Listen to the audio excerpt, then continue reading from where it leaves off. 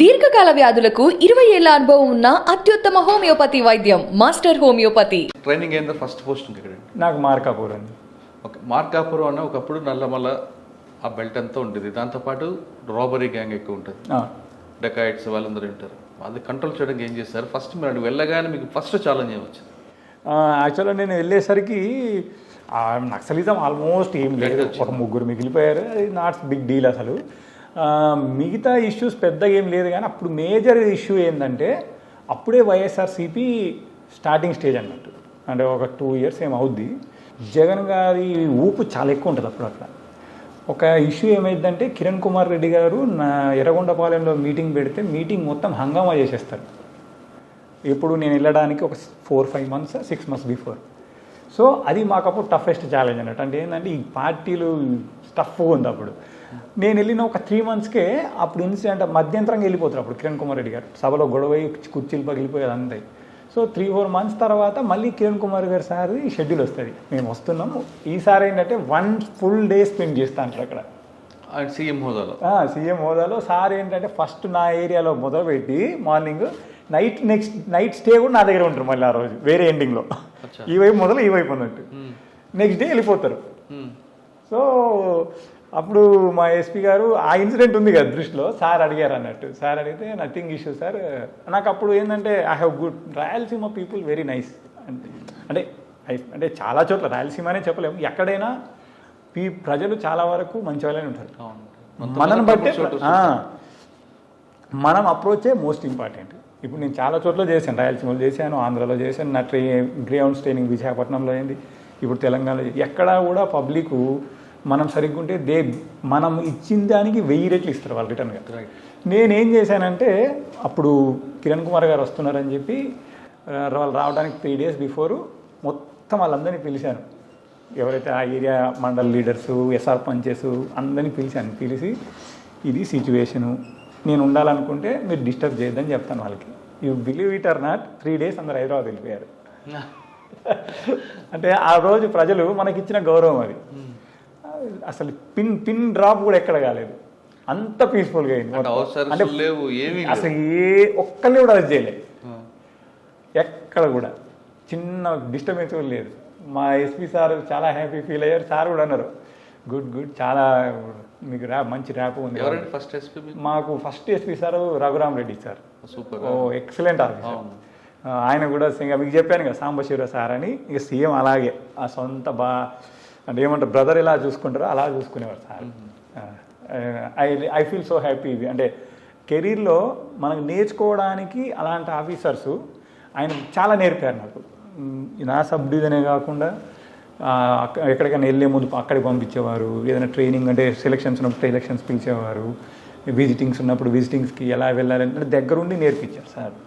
మేము already train అయ్యి కొత్తగా వెళ్ళాము, కొత్త వాళ్ళకి ఇంకా ఫుల్ ప్లెజ్డ్గా మాకు నేర్పించారు. మేము మొత్తం 5 సబ్ డివిజన్లు అంటే 3 మేమే ఉండేది అక్కడ, మా బ్యాచ్ వాళ్ళు. అందరికీ కూడా ఎవ్రీవన్ సార్ చాలా బాగా చూసుకున్నారు. ఓకే, ఇంకేం ఛాలెంజ్ ఉన్నాయండి అక్కడ? మెయిన్ ఇదే మీరు అన్నారు కదా, దొంగల ఛాలెంజెస్ చాలా ఎక్కువ.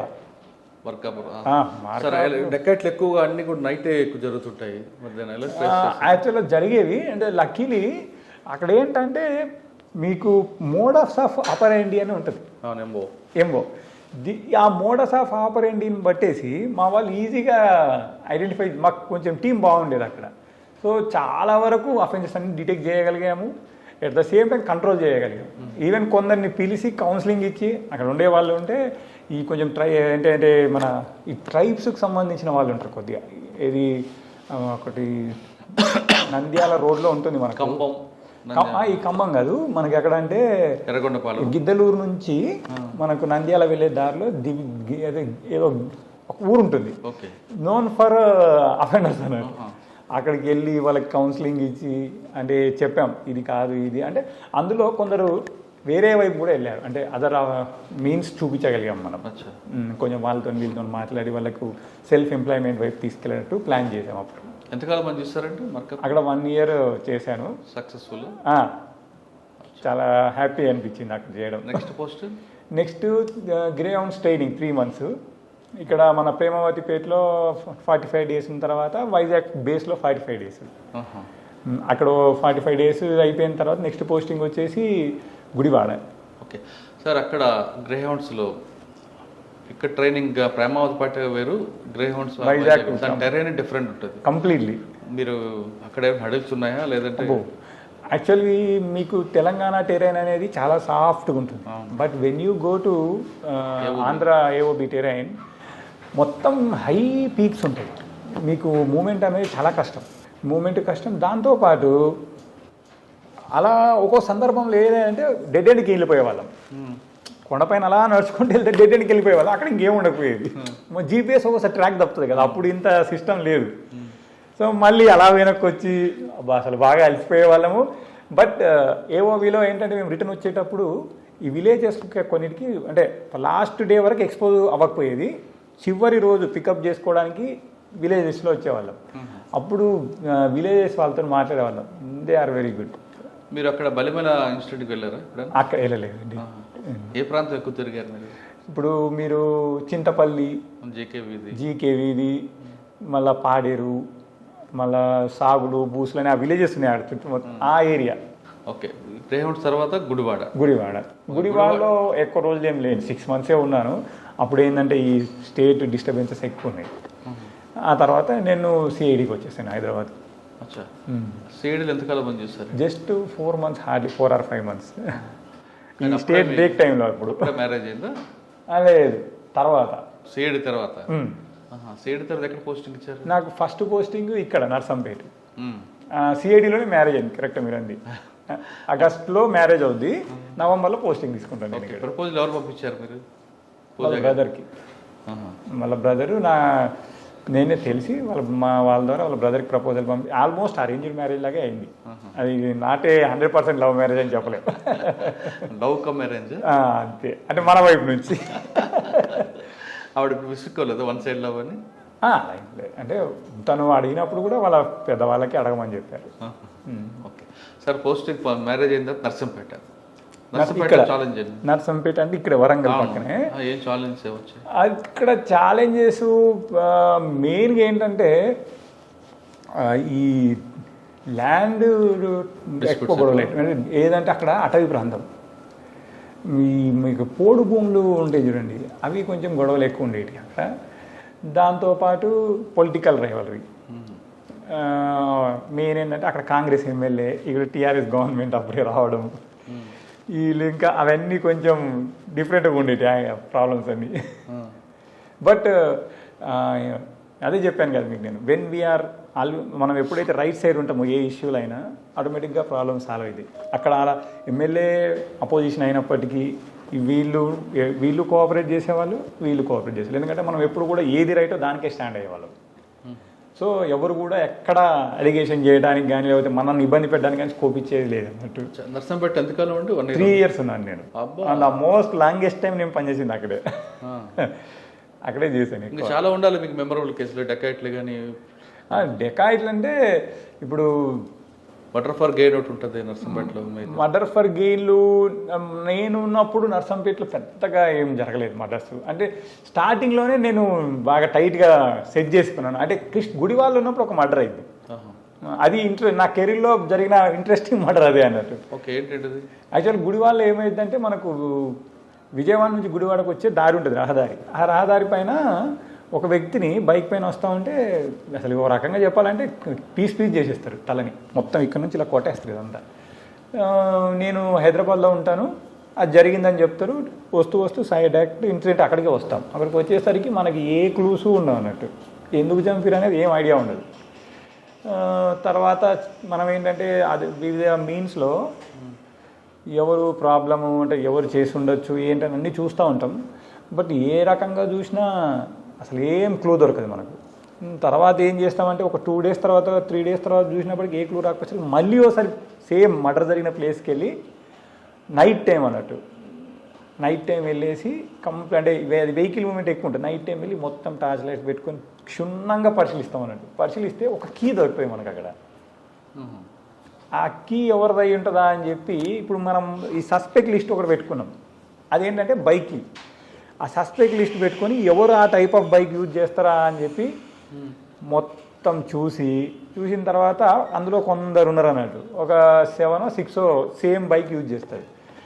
సేమ్ బైక్ యూజ్ చేసి దాంట్లో ఒక్కొక్కరిని మనం టిక్ చేసుకుంటూ ఎవరై ఉండొచ్చా అని చెప్పి ఫస్ట్ లాస్ట్ దానికి 2కి మినిమైజ్ చేసాం. 2కి మినిమైజ్ చేసిన తర్వాత ఫస్ట్ చాయిస్ ఎవరిని తీసుకుందాం అని చెప్పి ఒక్కళ్ళని తీసుకొచ్చి అంటే మనకు ప్రాబబిలిటీస్ తెలుస్తాయి కదా అతనే అయ్యి ఉండడానికి అని అతను తీసుకొచ్చి మాట్లాడుతూ అతను ఫస్ట్ మా వాళ్ళు కూడా ముందు ఒకసారి పిలిపించి మాట్లాడితే ఏం చెప్పడు. ఆ రోజు మాట్లాడుతూ నేను అంటాను, మీ బైక్కి మీ దగ్గర ఉందా అని అడుగుతాను. ఫస్ట్ అడిగితే అతను నా దగ్గరే ఉంది సార్ అది ఇది అని చెప్తాడు. ఓకే ఒకసారి ఇవ్వండి అని అంటే అది తీసిస్తాడు.